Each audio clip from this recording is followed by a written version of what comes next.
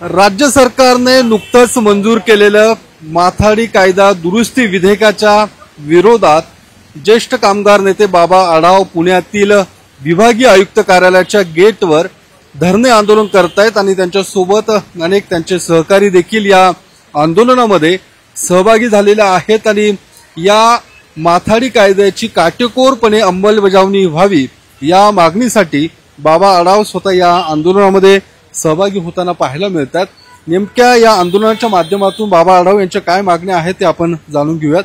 बाबा, तुम्ही आज आंदोलन करतायत, काय नेमकं काय तुमचं म्हणणं आहे? काय आंदोलनाच्या माध्यमातून तुम्ही भूमिका मांडताय? माझं म्हणणं आहे आमची कुठलीही नवीन मागणी नाही। आम्ही कोणतीही मागणी केलेली नाही।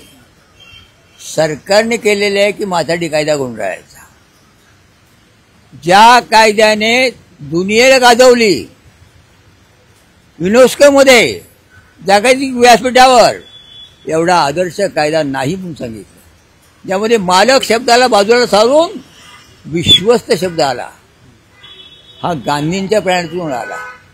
2 ऑक्टोबरला महात्मा गांधींची जयंती आहे। या माझ्या मुख्यमंत्र्यांना विचारायचं आहे, विश्वस्त शब्द कुठे कसा आला, मालक शब्द का गेला? आज माथाडी कायद्यामध्ये 30 ताकद आहे की तुम्ही त्या माथाडी कमिटीचे सभासद बना, तुम्ही विश्वस्त बना आणि करा। आज त्यांना ते करते, ते आज ते करत नाही। त्यांनी ठरवलं की गुंडाळायचं आणि आम्ही ठरवलंय की आमचं आयुष्य यात घालवलं। जो कायदा जागतिक व्यासपीठावरही ठरलाय, त्या कायद्याला धक्का कुणी लावत असेल, कागदपत्राला वाया, बोलकरणी वाया, सगळी मंडळी आता म्हणतात यंत्र वापरायचं नाही। यंत्राचा वापर जिथे होईल तिथे कायदा लागू होणार नाही। कसं काय मला कळत नाही। अहो, आम्ही मालकांना दाखवलं की रेल्वेच्या मालधक्क्यावर आलेले रूळ कामगाराचा हमालाचा हात लावल्यासाठी वळत होत नाही, ते मोळी बांधता येत नाही। सर्व ठिकाणी गेल्यानंतर ते उतरण्यासाठी लॉरीतून धक्का मारावा लागतो, ढकलत न्यावी लागतात। लांब असेल तर ते अशा वसाळ्या वळवाव्या लागतात। मी म्हणेन ते त्यांनी कधी पाहिलंय का? मी तर पत्रकारांना सांगायचं त्यांना वाचवायला, चला 1 दिवस काढा म्हणून वाचवायला, मी दाखवूया किती गुंड सापडले। या सगळ्या याच्यावर राज्य सरकारशी तुम्ही काही बोललात का? मुख्यमंत्र्यांशी तुमचं काही बोलणं झालंय का? तुम्ही ज्या पद्धती या विधेयकाला विरोध करताय, दुरुस्ती विधेयकाला विरोध करतायत, काय बोलणं झालंय तुमचं काही? हो, नागपूरला मी गेलो। नागपूरला स्पेशल हे झालं, दोन्ही उपमुख्यमंत्री स्वतः मुख्यमंत्री होते आणि स्वतः उपमुख्यमंत्री झाले, काही होणार नाही। ते तिकडून म्हणत होते, काही बोलले नाहीत। नंतर हळूच खुलासा केला, आम्ही कायदा गुंडाळत नाही, आम्ही बदल करतो आणि बदल करतो म्हणत त्यात इथे आले।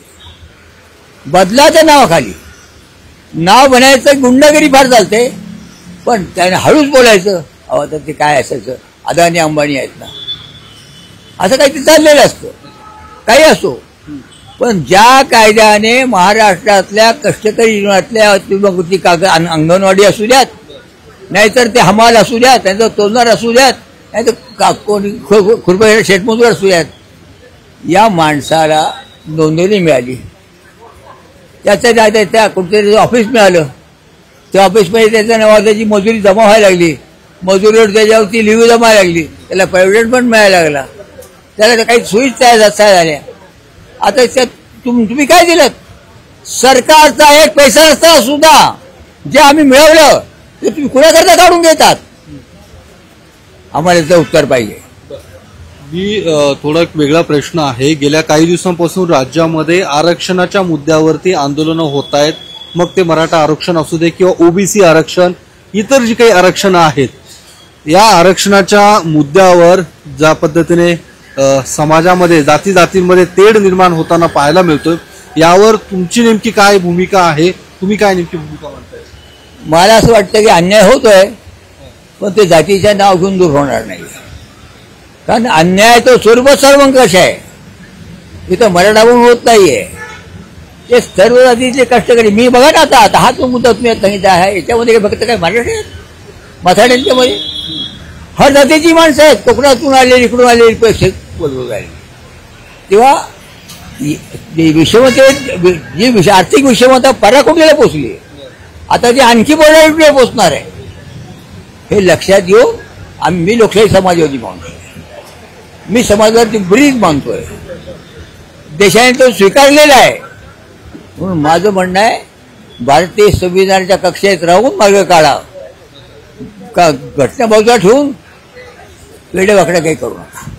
तर बाबा आढाव या ठिकाणी आंदोलन करतायत आणि त्यांची सातत्याने मागणी आहे की माथाडी कामगारांमध्ये कुठल्याही पद्धतीने माथाडी कामगारांवरती अन्याय होणार नाही, या पद्धतीची भूमिका राज्य सरकारने मांडली पाहिजे आणि त्यासाठी त्यांनी राज्य सरकारची चर्चा देखील याआधी केलेली आहे. मात्र त्यावर कुठेही राज्य सरकारकडून लक्ष दिलं गेलं नाही, असं देखील बाबा आढाव यांचं म्हणणं आहे. कॅमेरामन अभिजित पिसेसह योगेश बोरसे, TV9 मराठी, पुणे.